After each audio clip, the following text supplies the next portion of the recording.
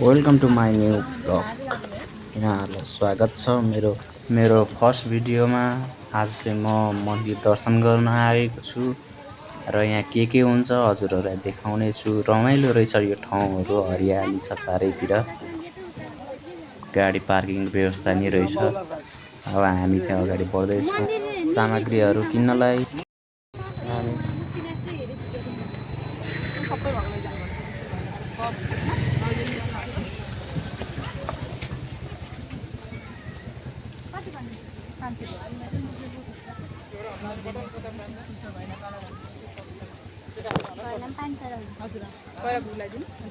बाहिर बत्ती अरू बाहिर त्यसमा जल राखेर के को लागि आउनुभयो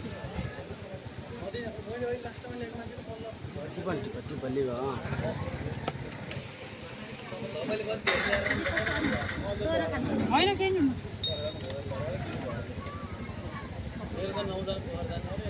पूजाको सामग्री किनेर हामी चाहिँ ढोरबाई मन्दिरभित्र प्रवेश गऱ्यौँ।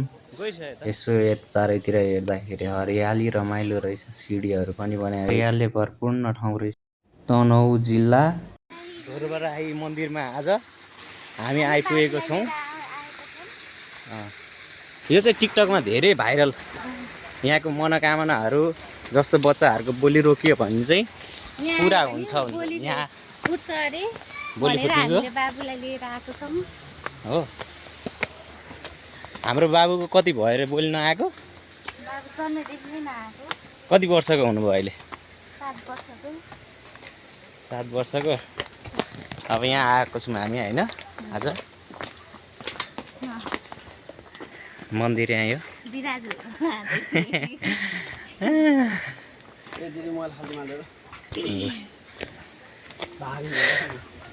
सिडी तेर्सो उकालो उकालो सिनी रहेछ। हिँड्न पर्ने चाहिँ ठिकै छ, हिँडौँ। बाबुहरू चाहिँ अगाडि गइसके।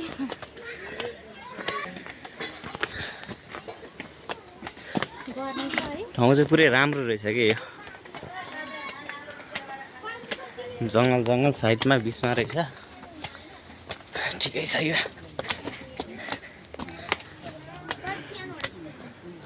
सिडीहरू उकालो जस्तो लागेको त थिएन, तर पनि हिँड्दै जाँदाखेरि धेरै थाकिसकेको थिएँ म। अनि यताउति थकानभन्दा पनि बढी चाहिँ मन्दिर कतिखेर आइपुग्छ भन्ने चाहिँ जिज्ञासा मनमा चलिरहेको थियो। अनि हिँडिरहेको थिएँ, वरपर चाहिँ पसलहरू धेरै रहेछ। फाइनली म चाहिँ मन्दिरको गेट प्रवेश गरिसकेँ, तर यो चाहिँ होइन, उ त्यहाँ बोर्डहरू पनि टाँच्नु भएको रहेछ। यताउति हेरेको पसलहरू धेरै रहेछ। पसलहरू भएर अलिकति सजिलो चाहिँ हुने रहेछ। पूजाको सामान किन्नलाई चाहिँ सहज बनाउनु भएको रहेछ। मन्दिरको बोर्ड पनि आइपुग्यो। अब चाहिँ हामी जानुपर्छ सर। तर म निकै थाकिसकेको थिएँ भन्नुपर्दाखेरि होइन। टिकटकहरू बनाउँदै हुनुहुन्थ्यो, तर म गएँ। आइपुगेँ फाइनली। मन्दिर चाहिँ यो टक्क मन्दिर चाहिँ यस्तो रहेछ।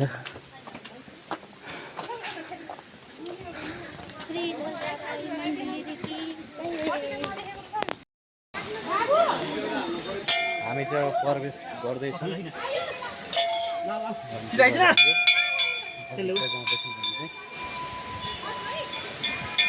मन्दिर चाहिँ यहाँ रहेछ, यस्तो ठाउँमा होइन।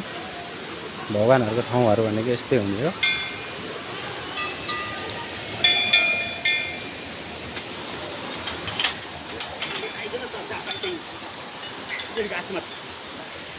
उतापट्टि बजा उतापट्टि बजा के हो पारा भान्जाको?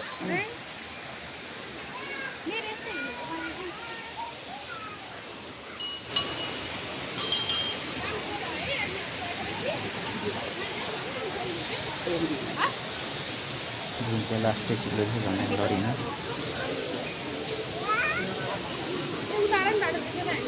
मन्दिर चाहिँ कति राम्रो रहेछ। भिडियोमा त्यति राम्रो नदेखिने, वास्तवमा चाहिँ धेरै राम्रो रहेछ। यताउति हेरेको धेरै मान्छेहरू पनि आउनुभएको रहेछ। म चाहिँ तलतिर लागेँ। अब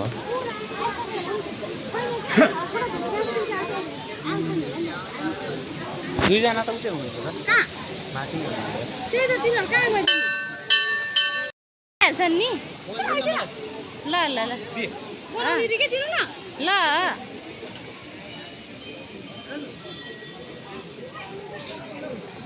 यो ठाउँमा चाहिँ भाकलहरू बुझाउने ठाउँ रहेछ यो चाहिँ बोकाहरू बुझरहरूले भाकल गर्नुहुन्छ उहाँहरूले चाहिँ यहाँ बुझाउनु हुँदो रहेछ यहाँ चाहिँ यो भाकल बुझाइसकेपछि यो सक्तमै भएको ठाउँहरू चाहिँ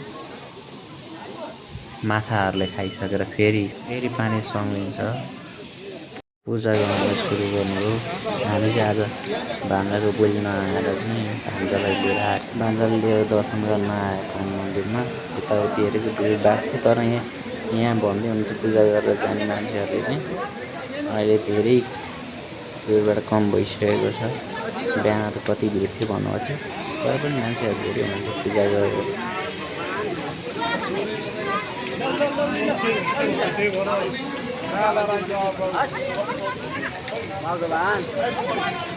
भन त भगवान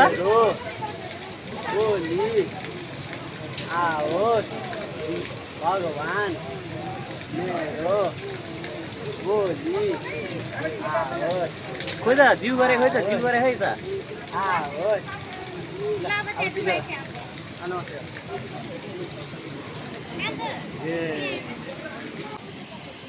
ल राख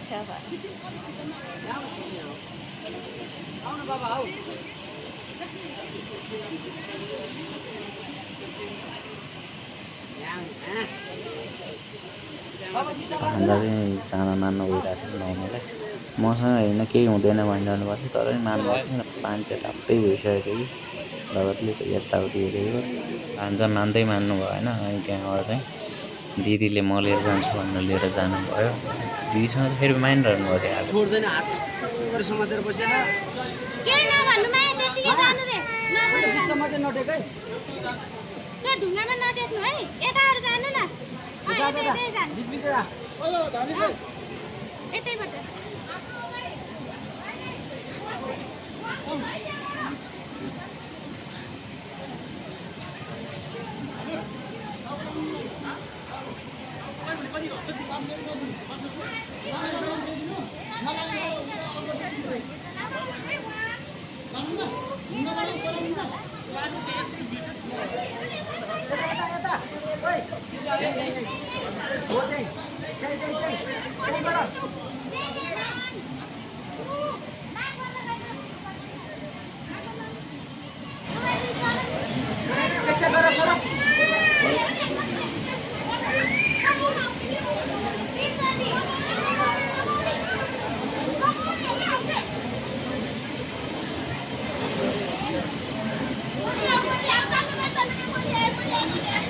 भयो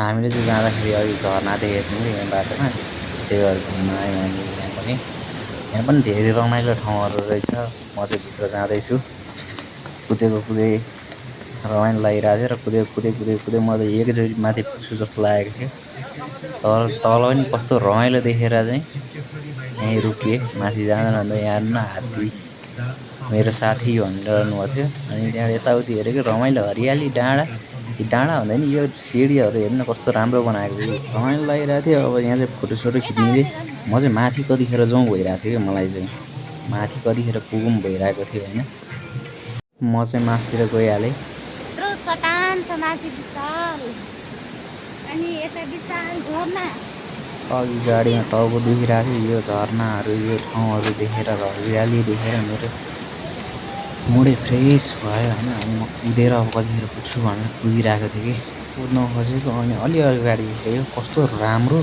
पार्क जस्तो नि रहेछ कि यो झरना नै हेर्नु त कस्तो राम्रो यो बच्चाहरू खेल्ने ठाउँ पुरै यो झरनाहरूको आवाज आएर कस्तो राम्रो सुनेको थियो अनि यो हरियाली हेर्दा अनि त्यहाँ दिदीले चाहिँ एउटा टिकटक बनाऊ भन्नुहुन्छ अब म टिकटक नबनाउने मान्छे लाज लाग्छ टिकटक नबनाउने भनेको मुख मात्रै चला टिकटक भइहाल्छ नि बनाएको भन्नु भएर ल हुन्छ भनेर मुख चलाउन थालेँ तर पनि मलाई माथि कतिखेर पुग्छु भन्ने भइरहेको थियो यहाँबाट र चाहिँ म पुरै यस्तो हिँडेको देखिन्छ यहाँ हेर्न तल हेर्दाखेरि कस्तो राम्रो देखियो कि यो हेर्न टिकटकहरू बनाउनु थियो डिस्टर्ब चाहिँ भएन होला हरियाली हेर्नुहोस् पार्क यो पार्क हेर्दाखेरि कस्तो राम्रो उहाँहरूको झर्ना त्यहाँ कतिखेर पुगौँला जस्तो लागिरहेको क्या मलाई अनि म हिँडेँ फेरि जानु त पऱ्यो पुग्नलाई त हिँड्नु त पऱ्यो भनेर सिँढीहरू चढ्यो हेर्नु त्यहाँ कस्तो राम्रो राम्रो ठाउँ हो यो हामीले चाहिँ तलबाट गणेश भगवान्को मूर्ति र झरना मात्रै देखेर आएको थियौँ तर यहाँ धेरै राम्रो ठाउँहरू रहेछ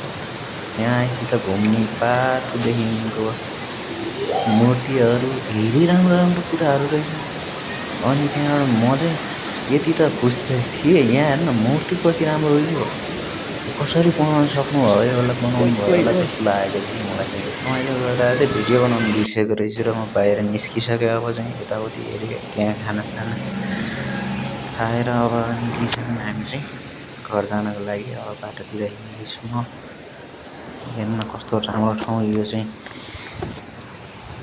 रमाइलो लागिरहेको थियो म चाहिँ यताउति हिँड्दै गरिरहेको थिएँ दाइ अघि अघि दाइ पछि पछि गर्दै हिँडिरहेको थियौँ हामी अब घर जाने बेला आयो हामी घर पनि पुग्न लागिसक्यौँ धेरैवटा क्लिपहरू चाहिँ खिच्नलाई बिर्सेको रहेछु माफ गरिदिनु होला च्यानलमा नयाँ हुनुहुन्छ भने सब्सक्राइब गरिदिनु होला भन्दै अब चाहिँ म घरतिर लागेँ गाडी आयो bye bye guys see you next video thank you for watching